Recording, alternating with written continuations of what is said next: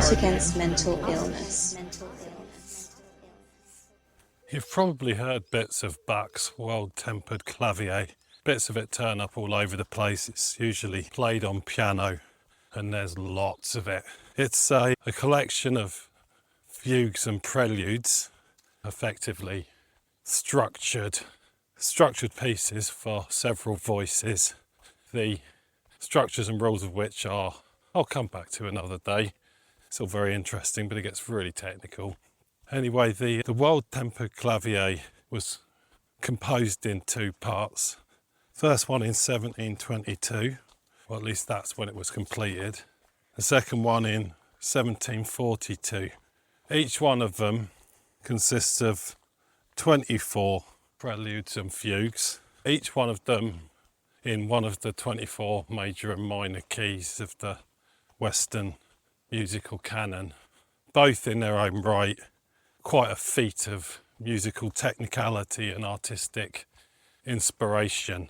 And the definitions of the way that these were constructed and whether or not other composers had attempted to create music in all 24 keys is debated to an extent, but Bach is generally considered to be the first to really nail it.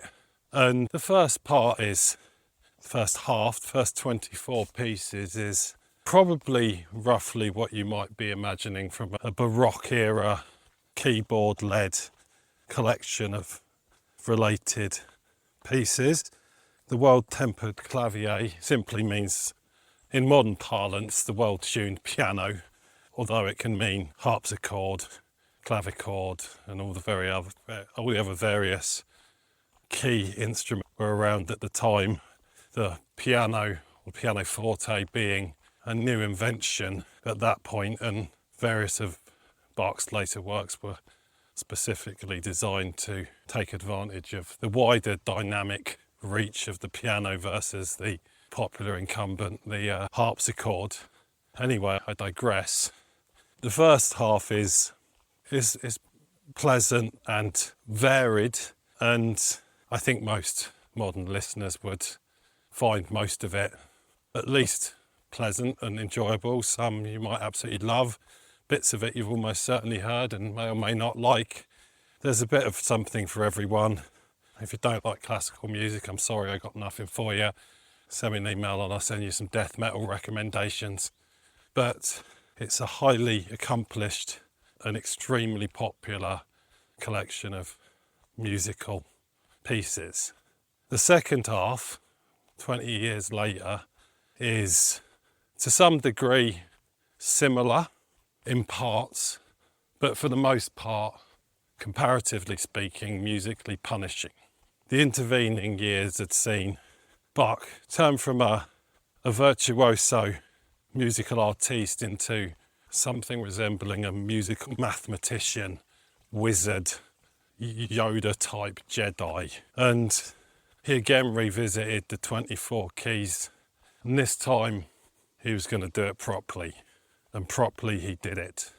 And some of the, particularly the fugues in there, known anyway for as a style of composition as frequently complex and unpredictable, where individual voices and melody lines and tempos and even time signatures overlap back and forth, and at its most simple, for example, canons, which is the same musical refrain overlapping itself, perhaps slightly altered or reversed or inverted or something. The classic example is Row, Row Your Boat. Another one is Frere Jacques, your campfire group songs. Fugues are considerably more complicated, but a lot freer in their style and their rule set. But when put in the hands of the more mature Bach, became an absolute mind-boggling musical and tonal smorgasbord. Just trying to listen to it and unpick parts of it and even follow along what's going on is daunting, confusing, and sometimes it's better left just to wash over you rather than trying to follow any particular refrain or thread through the music. As opposed to most music, which is most songs you would encounter as a bit of a river. It goes in one direction, it flows, there's the odd bend in it. Maybe it splits and goes around a rock. It might go faster and slower, but really you know where you're going. And once you've been down it a few times, you're pretty comfortable with it, even through the rapids.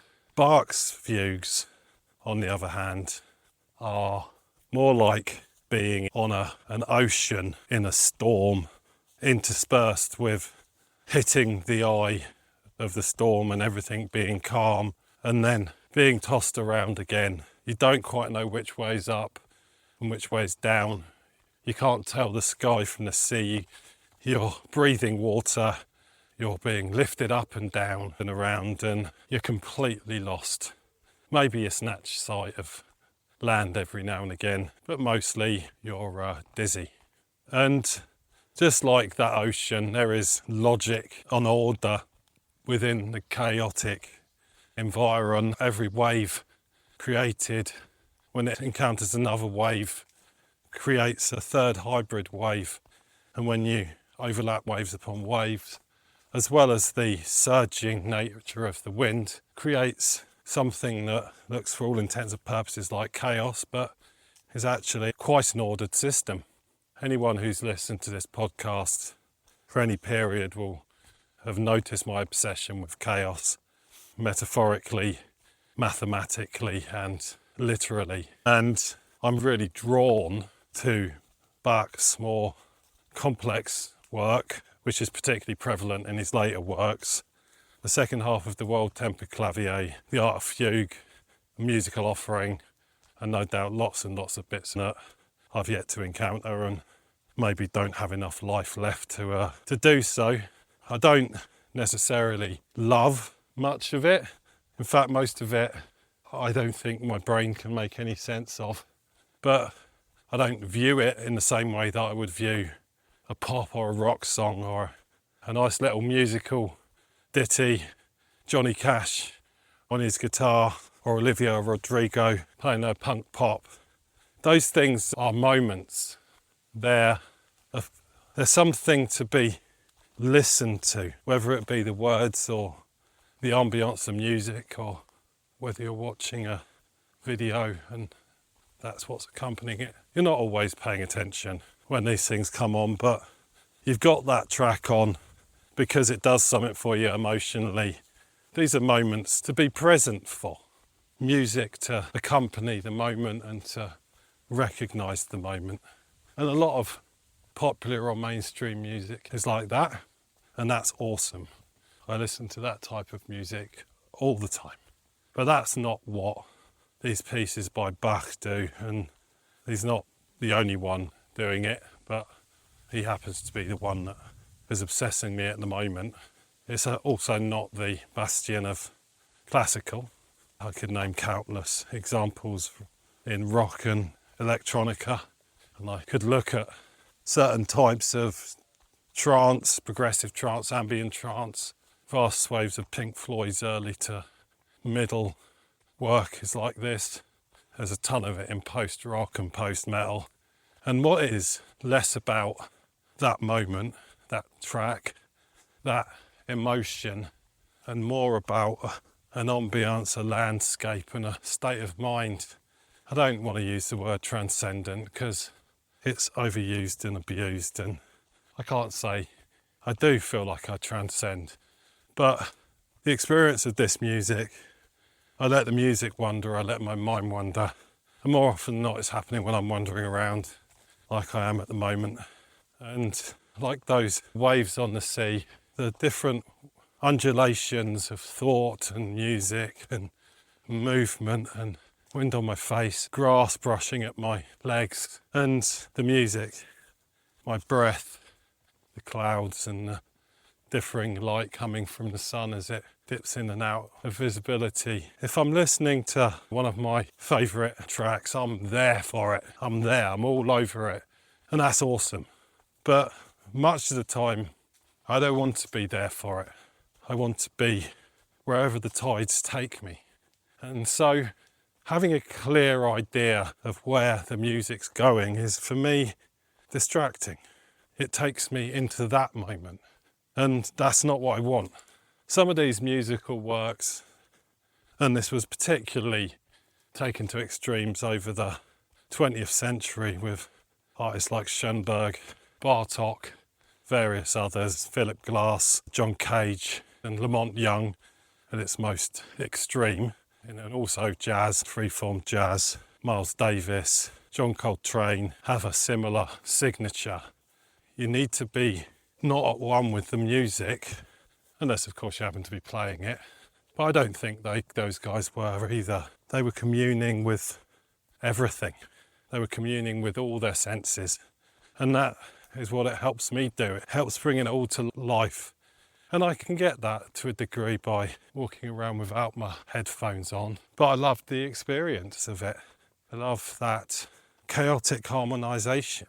And I think that when you're making artworks, and I think when I experience this type of state, which, let's be clear, is just a normal state. It's just a different flavour of consciousness. Nothing mystical going on here. I feel like I understand abstract art, abstract painting a bit better. I feel like I understand why Bach went from attempting the same feat 20 years apart, but the second time he was like, this shit's going to be bonkers. I feel like as you let your mind explore its own crevices, you let the world in and around and envelope you, as opposed to trying to hide away from it, you get a sense of that abstract. I think the Buddhists are an extreme example, particularly the Zen Buddhists, with regards to altered states of presence. And I think this is on that spectrum, but I don't think that's necessary. I think that every now and again, experiencing something that jars with your expectation of what's the thing supposed to be, verse, chorus, bridge, quiet, loud, and does almost everything unexpectedly. In fact, structures itself in such a way that the unexpected is a compositional element rather than just a state to leave the listener in. I tend to believe that Bach created the voices in his fugues without fully knowing what bizarrities they were going to present. And what's so brilliant about it is some of it in the middle of something that seems congruent and harmonised and almost normal, and suddenly it'll just get whipped up into an atonal vortex for a little while. And it feels like none of those notes had any right to be there. But somehow they did, because you've heard them all before within the same song. They just turned up in a place where it felt like they almost weren't supposed to. But next time you listen to that track, it won't feel like that. Perhaps not so much. And that's part of the beauty of this type of music and this type of experience, this type of art, is to break you out of your expectation and norms. And it's what the greatest artists have always done. We think of them as being radicals, but all they do is offer a different perspective. They offer something jarring amid a sea of relative predictability. And that's what makes them stand out. Do you like it? Do you have to like it? Hell no. Does it make you feel something? If the answer is yes, it was worth the experience. And it will have left a little mark, or indelible chink in your armour of expectation. And when you start to loosen that armour up a bit, especially if you do so in environments where unexpected things can appear, and that doesn't have to be unfamiliar environments. I walk through these woods several times a week. I always see something new. And I think that the level of assault on my expectations that comes from having such challenging music in my ears also puts my mind in a framing where I can also see and notice things that I haven't noticed before, or maybe that wasn't there before, or to see something I've seen 1,000 times in a different light. And I think this is mindfulness. I'm not describing anything new or radical here, but I am trying to draw a parallel with the experience of great art. And I think that every piece of art created by anyone has a flavour of this, simply because everyone's an individual. But I think the best artists, whether they're known or not, are the ones that surprise you, not necessarily like a sledgehammer to the face, just chip away at your armour, put things or state things, phrase things or arrange things so they're slightly off where our expectations would have them. Beauty dies where there's homogeneity. I'm 99% certain that's a theme that's come up here before, but it's a fact. If everything was equally beautiful, that would make nothing beautiful. And ugly things make beautiful things more beautiful. Everything has its purpose. And everything is just a fact of raw, unassailable statistics. If you can put something at one end of a scale, then there must be something at the other end of the scale. There must. I think that's a fact that too many very smart people fail to appreciate or deliberately ignore. That's for another conversation entirely. I actually set out here to talk about not having to feel the urge to finish something, not to put the pressure on yourself to always have to deliver, because that's the enemy of mental health. And my point was going to be around Bach taking 20 years to complete what we now look at as a well-tempered Clavier, although I believe was never officially presented as such, and is only really seen in retrospect as a monolithic collection. But even then, within the individual collections, the books as they're called, he would draft and redraft over long periods, changing little things, tweaking things here, and I doubt he ever considered anything truly finished. And that's great, that's exactly how it should be. And so yeah, I've made my point. That was supposed to be the whole point. And I think what I've done here is illustrated another related point, which is, well, I've a few different things going on here. The other one is, just because you set out to do one thing doesn't mean to say that's the thing that you should do. It's good to point yourself in a direction, because otherwise how are you going to start? It's good to push off and go, I'm going over there, I'm going to that island over there, but just let the tide take you. And you might not get to that island, but there's a bunch of them out there. Hopefully you'll find one of them. And it's probably going to be all the more interesting for it. So I think lesson number 2 is, don't worry too much about sticking to your plan.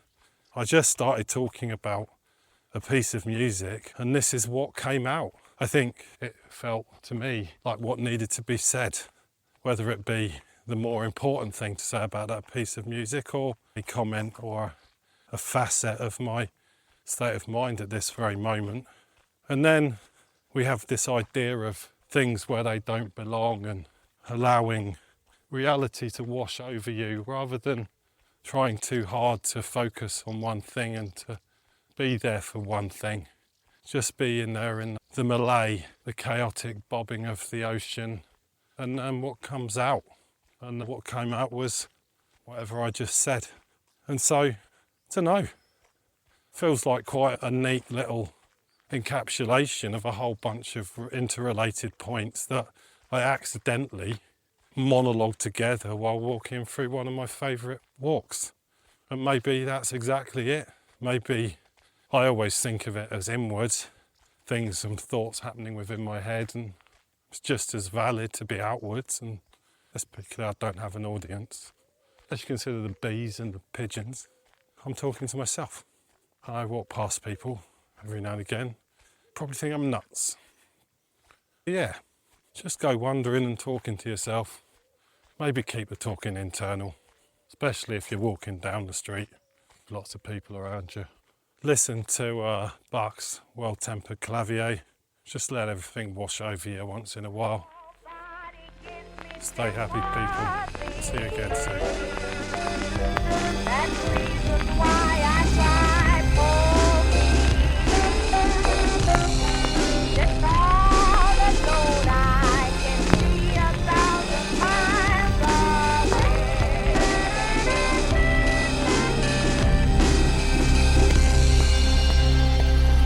Art against mental illness.